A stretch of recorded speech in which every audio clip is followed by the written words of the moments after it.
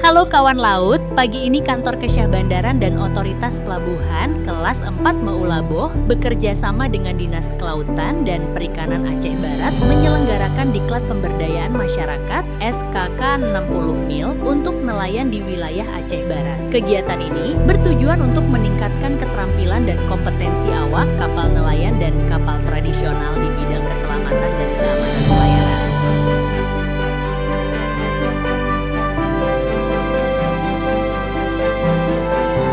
Di Kantor Dinas Kelautan dan Perikanan Aceh Barat.